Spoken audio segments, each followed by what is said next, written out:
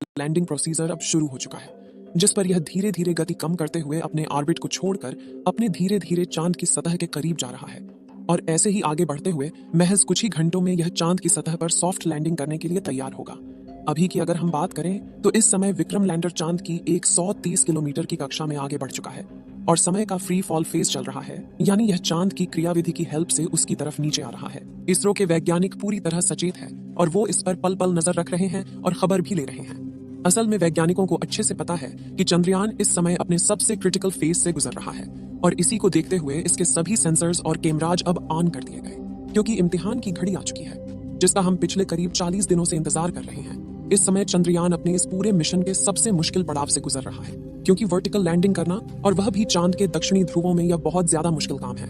अब जिन लोगों को नहीं पता उन्हें हम बता दें कि विक्रम लैंडर चांद की सतह पर वर्टिकली यानी सीधा खड़ा होकर लैंड करने वाला है, जो हॉरिजॉन्टल लैंडिंग की तुलना में काफी ज्यादा मुश्किल होता है। असल में जब किसी यान को वर्टिकली लैंडिंग कराया जाता है तो हवा में उसका सीधा रखना और साथ ही उसकी गति को कंट्रोल करना बहुत ही मुश्किल हो जाता है। इसका कारण यह है कि वर्टिकल में जाते हुए यान की रफ्तार काफी ज्यादा तेज हो जाती है। हालांकि पृथ्वी के मुकाबले चांद की ग्रेविटी 6 गुना कम है, लेकिन चांद का वायुमंडल बहुत ज्यादा पतला है, जिसके चलते यहाँ एयर रेसिस्टेंस न के बराबर है और इसकी वजह से नीचे गिरते हुए किसी भी ऑब्जेक्ट की स्पीड काफी ज्यादा बढ़ जाती है। इसी लैंडिंग प्रोसीजर को लेकर इसरो चेयरमैन सोमनाथ ने भी एक बहुत बड़ी बात कह डाली।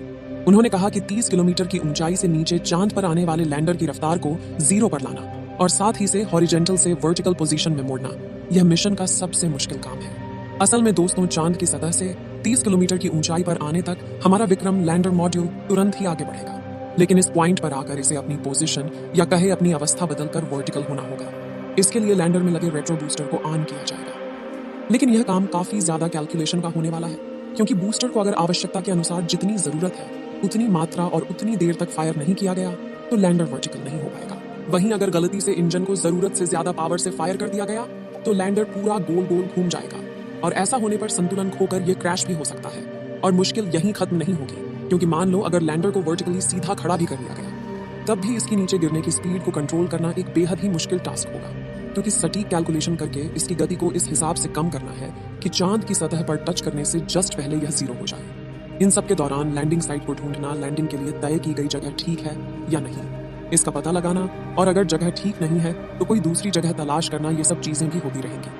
इसलिए खुद इसरो चीफ ने इसको मिशन का सबसे मुश्किल काम बताया है और यही वजह है कि वैज्ञानिक दिन रात मेहनत करके एक एक पल के हर एक मूवमेंट पर नजर रखे हुए हैं, ताकि कोई छोटी सी गड़बड़ी होने पर भी तुरंत एक्शन लिया जा सके। वैसे हमारे वैज्ञानिक पर हम पूरा भरोसा करते हैं कि जैसे उन्होंने मिशन के पिछले सभी बाधाओं को पार किया, वैसे ही इस चैलेंज को भी पार कर लेंगे, क्योंकि एक तो हमारे वैज्ञानिक बहुत ज्यादा काबिल है जिसमें कोई शक की बात नहीं है, और दूसरा इनके पास चंद्रयान 2 के फेलियर का एक्सपीरियंस भी है। आपको बता दें, आज से 4 साल पहले चंद्रयान 2 का विक्रम लैंडर अपने लैंडिंग प्रोसीजर के दौरान क्रैश हुआ था। इसलिए इस मिशन में क्या गलतियां पहले हुई और क्या गलतियां आगे हो सकती हैं, इन सब के बारे में वैज्ञानिकों को बहुत अच्छे से पता है और अपने पिछली सभी गलतियों को सुधार करके ही चंद्रयान 3 मिशन को लॉन्च किया गया है। अगर हम चंद्रयान 2 और चंद्रयान 3 के विक्रम लैंडर की आपस में तुलना करें तो इसमें कई बड़े और अहम बदलाव देखने को मिलते हैं। सबसे पहले तो चंद्रयान 3 के लैंडर में 4 इंजन लगाए गए, जबकि चंद्रयान 2 के लैंडर में ये 5 थे। इस बार लैंडर की बेहतर बैलेंसिंग के लिए एक इंजन को कम किया गया है। इसके अलावा चंद्रयान की लेग्स जिन पर लैंड करेगा उनको भी पहले से काफी ज्यादा मजबूत मिलिट्री ग्रेड मटेरियल से बनाया गया है। यह इतना मजबूत है कि अगर लैंडर किसी वजह से थोड़ी बहुत हार्ड लैंडिंग भी करता है तो लेग्स को कुछ भी नुकसान नहीं होगा। इसके अलावा इस बार लैंडर में लेजर डॉपलर वेलोसिटी मीटर और लैंडर हॉरिजॉन वेलोसिटी कैमरा जैसे एडवांस उपकरणों को लगाया गया है। लेकिन इस फिजिकल डिफरेंट के अलावा जो सबसे बड़ा बदलाव इस बार हमारे लैंडर में किया गया है वो है AI बेस्ड कंप्यूटर सिस्टम। दरअसल इस बार लैंडर के कंप्यूटर को एक बेहद ही एडवांस AI के साथ एक वृद्ध करके काफी ज्यादा स्ट्रांग बनाया गया है। यह सिस्टम इतना कैपेबल है कि बिना किसी कमांड के खुद अपने दम पर लैंडिंग को अंजाम दे सकता है।